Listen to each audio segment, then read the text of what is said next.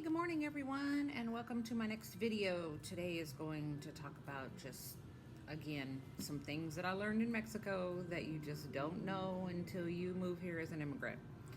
The first thing I want to talk about is, again, the noise. I think the one thing that I miss most about living in the US is the fact that you can hear in the background from this video, there is never a time when it is just really quiet where we live. When it rains, it gets more quiet, the dogs and the roosters, and a lot of people don't drive when it rains over here, especially if it rains hard. But there's never a time where it is just quiet and peaceful, where you could just like sit out and be like, oh my gosh, this is just so peaceful. Now, if you go to the beach, which we do frequently, the beach is beautiful and the sounds of the ocean and everything are great, and they're very peaceful, and it's quiet out there and it's nice. You know, you're out there with other people, but not a lot. But that's probably one of the things I miss most about being in the US. In addition, over here, and I've heard on other people's, videos, the fact that over here you wear exactly what you see me wearing. Look, you're never going to see me on a video in anything other than a t-shirt, or a little skimpy dress with a baseball cap on or something like that, because it's hot here. And so if you're anticipating that you're going to move to Mexico and you're going to dress to the nines and you're going to be dressed up every day and you're going to have on your heels and you're going to look cute and you're going to do all of that, you're not. Because when you get here and it's 98 degrees with, 75% humidity, you just can't wear those type of things. It's just way too hot. Which I love the heat. So for me, tank tops and shorts and little summer dresses and flip-flops are great for me. But there are things, like when you're in the US, I used to love my boots, my leggings, and my fall sweaters. Well, I didn't bring any of that with me. I brought a bunch of leggings, which was stupid. I should have just given them to the Goodwill, because you can't wear them here because you can't get them on. It's just way too hot. So that, think about that if you're considering moving to Mexico, because you wear shorts and sundresses. That's your wardrobe. And if you do want to get dressed up and go out somewhere, where I live in Zihuatanejo, there's not a bunch of fancy restaurants here where you would get dressed up and go and, want to be seen. That's just not what it is here. In this area of Mexico, and I think most areas that I've been to, you have your place where your tourists go, which here is Ixtapa, which is a hotel zone. And then you have the places where people live. And where we live, most of the people here have very, very, very meager means. They don't live even sometimes in a house or an apartment. They live in a shanty that they have created from wood and, roof tin. Some of them don't have windows. Well, a lot of them don't have windows. A lot of them don't have doors. They have, some screens that they close at night. But it's very, very, very, I'm not going to say poor.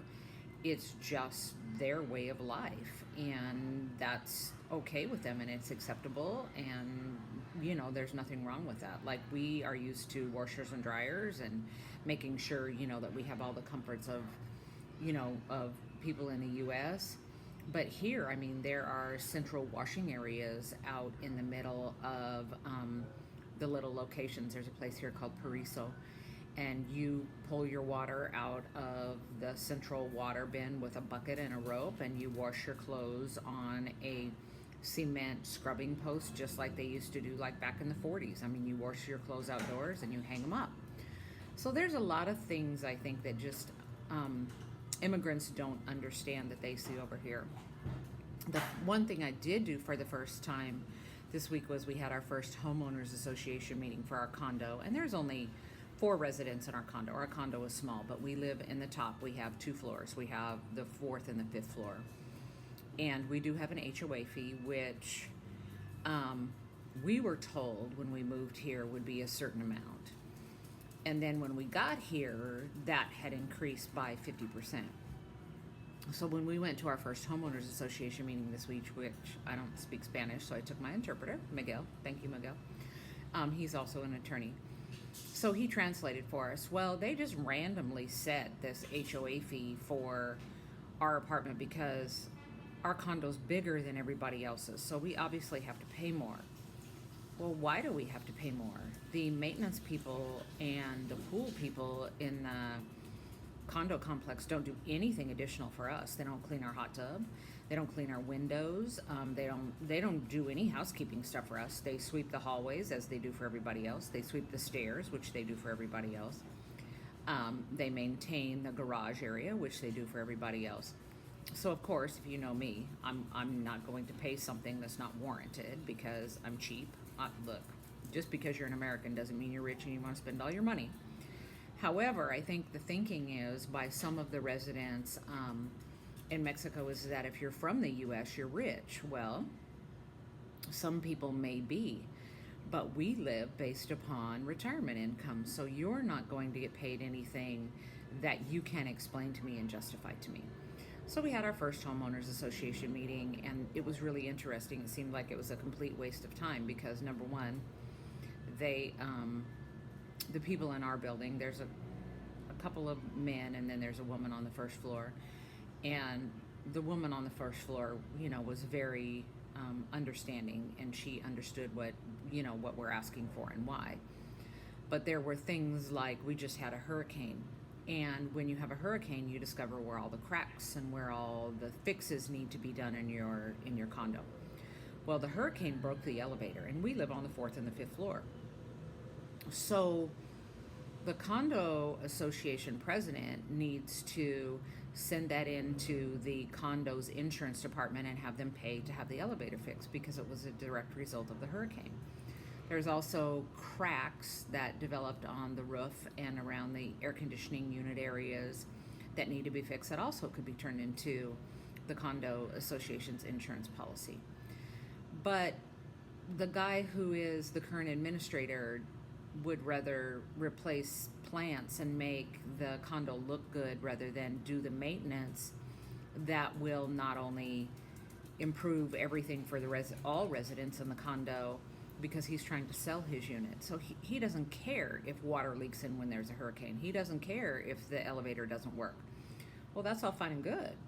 Look, I'll pay for the elevator to be fixed, but it will be turned off to every floor other than ours if the condo association doesn't pay for it. I have no problem with that. And since we've been here for 7 months, I know more about this whole building than anybody. I don't think anybody in the building's ever been up on the roof. I'm up on the roof, it seems like once a month, looking to see where water could come in to prevent accidents from happening in our area, because when we did have the hurricane, we discovered the leaks. And so this week starts the fixing of the things that were water damaged in our apartment, which wasn't very much, but there are some things that need to be fixed. And so we're going to make sure that our condo is well maintained.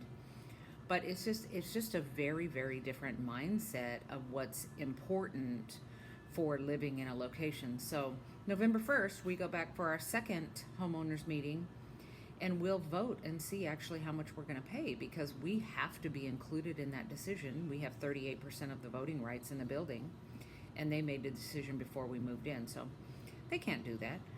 So here we go, as an immigrant, kind of our first battle with the people in the building, which I want to be able to get along with everybody in the building. But if I don't, okay. You're just not going to tell me what I'm going to pay without any justification. So that's kind of where we're at this week. Very, very, very different, very interesting. We still love where we live. We love our condo. We love the beach. We love the area.